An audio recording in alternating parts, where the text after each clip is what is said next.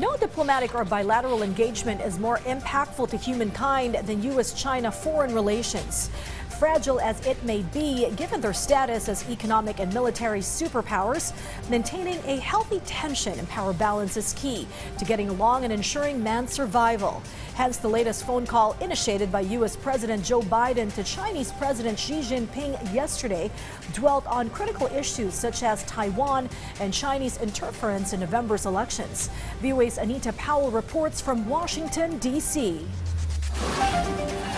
The White House described Tuesday's phone call between President Joe Biden and Chinese leader Xi Jinping, which follows their in-person meeting last year, as candid and constructive. This time, the two covered a range of issues they had previously discussed in November, including joint counter-narcotics efforts, military communication, and the risks of artificial intelligence. We believe that there is no substitute for regular communication at the leader level to effectively manage this complex and often tense bilateral relationship. And both presidents agreed to pick up the phone and speak when needed. Xi, in a statement, said both leaders found the phone call to be candid and constructive. But he stressed that disagreements remain, notably about the status of Taiwan, which China claims. In his statement, Xi said the China-U.S. relationship is beginning to stabilize, and this is welcomed by both societies and the international community.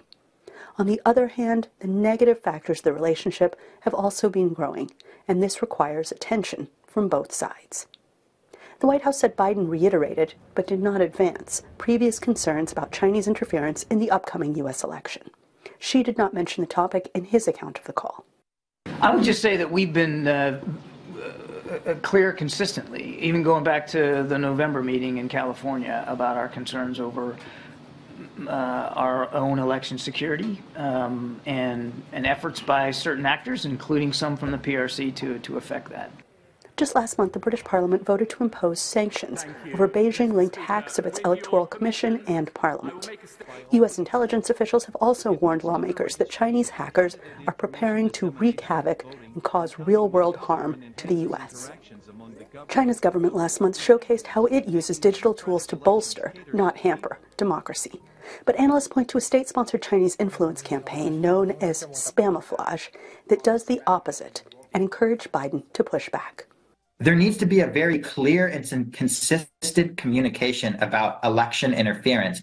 And I don't just mean hacking into voting systems, which in itself is obviously one of the most heavy-handed forms of election interference, but even the ones that involve manipulating public opinion in deceptive ways, or even just trying to discourage people from voting, which we have seen from operations that have been linked to China in the past.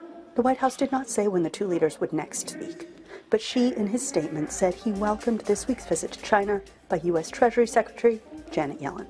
Anita Powell, VOA News, Washington.